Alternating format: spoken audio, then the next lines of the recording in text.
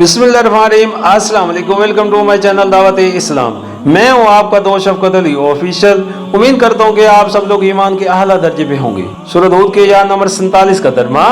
नूह अलैहिस्सलाम ने फौरन अर्ज किया, ऐ मेरे रब, मैं तेरी पनाह मांगता हूँ उससे कि वो चीज तुझसे मांगू जिसका मुझे इल्म नहीं। अगर तूने मुझे माफ न किया और रहम न फरमाया तो मैं बर्बाद हो जाऊंगा। सूरह हूद आयत नंबर 51। फिर से हजरत नूह अलैहिस्सलाम का ये किस्सा बयान करके अल्लाह ताला ने निहायत मुतासर पैरा में ये बताया है कि इसका इंसाफ किस कदर पे लाख और इसका फैसला कैसे दो टोक होता है। मुशरिकीन मक्का ये समझते थे कि हम ख्वाह कैसे ही काम करें मगर हम पर खुदा का गजब नाजिल नहीं हो सकता, क्योंकि हम हजरत इब्राहीम की औलाद और फला फला देवों और देवताओं के मुतवसल हैं। यहूदियों और ईसाइयों के भी ऐसे ही कुछ गुमान थे और अब भी हैं, और बहुत से गलतकार मुसलमान भी इस किस्म के झूठे भरोसों पर तकिया किए हुए हैं कि हम फला हजरत की औलाद और फला हजरत के दामन गिरफ्त हैं, इनकी सिफारिश हमको खुदा के इंसाफ से बचा लेगी।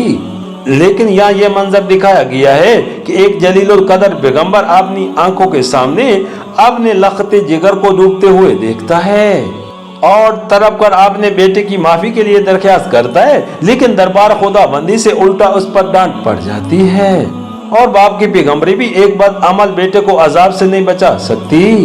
सूरह हूद की आयत नंबर 48 का तर्जुमा।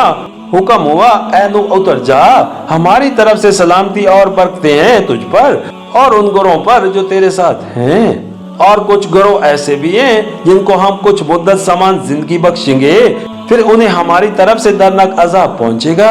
सूरह हूद आयत नंबर 52, यानी उस पहाड़ से जिस पर कश्ती ठहरी थी। सूरह हूद की आयत नंबर 49 का तर्जुमा। ऐ मोहम्मद सल्लल्लाहु अलैहि वसल्लम, ये गैब की खबरें हैं जो हम तुम्हारी तरफ ही कर रहे हैं। इससे पहले ना तुम इनको जानते थे और ना तुम्हारी कौम, बस सब्र करो, अंजाम कार मुत्तकी के हक में है। सूरह हूद आयत नंबर 53, यानी जिस तरह नूह और उसके साथियों का आखिरकार बोलबाला हुआ, उसी तरह तुम्हारा और तुम्हारे साथियों का भी होगा।